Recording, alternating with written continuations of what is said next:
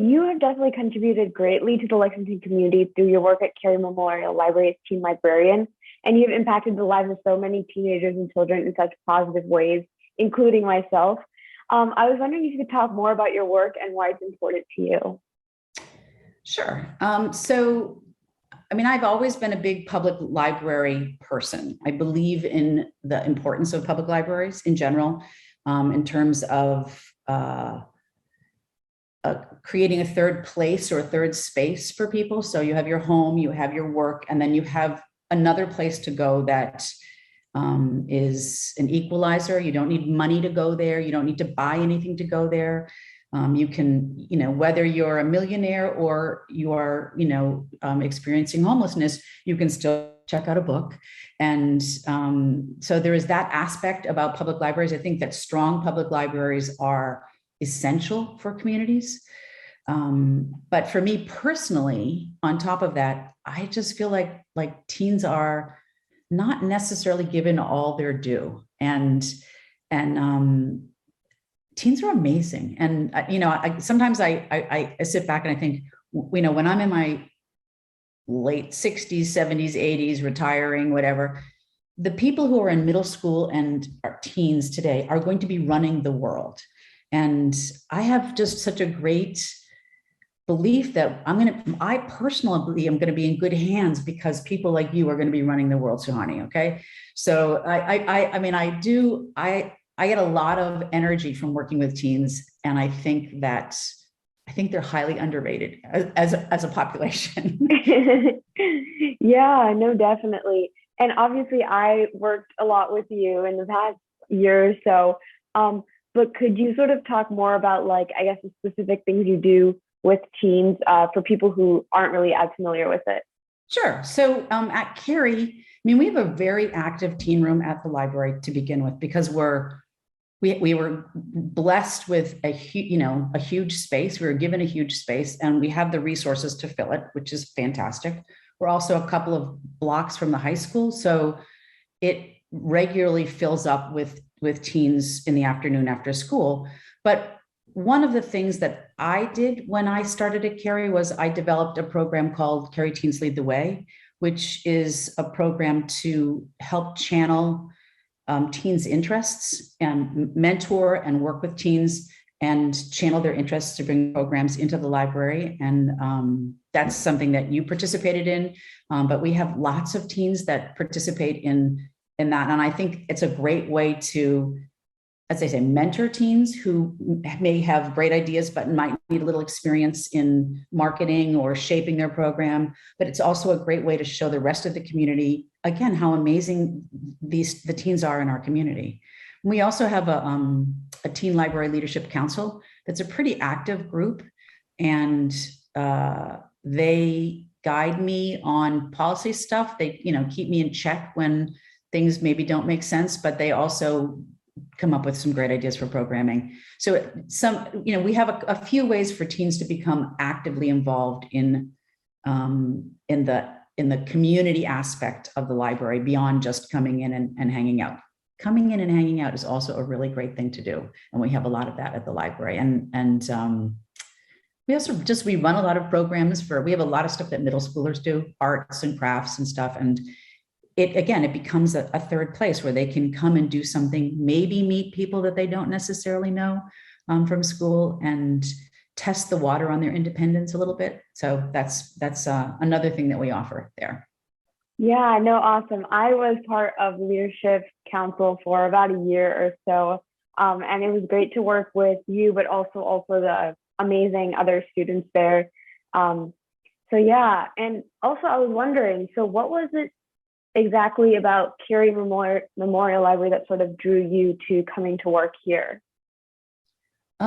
Well, let's see. Like I said, I had come to Lexington throughout my childhood. My grandmother used to take me there when I was a little girl, because we used to go to Wilson's Farm when it was a tiny little stand. So I knew about it, and I went to Cary. I wrote my first grad school paper at Cary. And so I knew about it as a library. I, at the time, was working at Brandeis. I was running a research institute when I transitioned out to go to library school, and I just was kind of looking around for a library that was well funded, that would support teens. And I think that's a challenge, I think, and to find. Sometimes, as I say, teens get the second, short shift. I liked the people I met there. When I interviewed there, I felt like the people were really positive. They wanted a teen librarian who was actively promoting teens, that was going to stand up to them and say, that's not going to work for teens. So, I mean, those were some things that sort of drew me to that particular library. I just really liked that there was a space for teens, and that surprisingly, a lot of libraries don't have that. So a lot of libraries, teens are like in a corner of, some area that's supposed to be kept quiet, and then they get yelled at, and how is that ever going to work, right? So, we have a basement room that's huge, and it gets noisy, but that's okay. That's okay. Yeah, no, thank you so much. And I actually wasn't aware of the fact that a lot of libraries don't have that much space for teens, but I think Carrie's, space for teens is absolutely wonderful, and I've spent so much time there. But I actually have a question regarding, like, when you were sort of getting into work into library and currently still are, do you feel like you have faced any obstacles in your career that you feel were existent because you are a woman? Well, I mean, I would actually say that libraries are very heavily women, like, staff, so, and there is a lot of potential to grow in libraries as a woman versus other businesses that I've worked in my life. So the shift to working for a library was actually probably a move towards a more progressive and more egalitarian working environment. I have worked in the financial services area in Boston prior to when I was in my 20s. I worked for the Boston Symphony in concert production. I was an operation manager. And those are definitely both businesses, and even academia, when I worked at Brandeis, much more male-centric.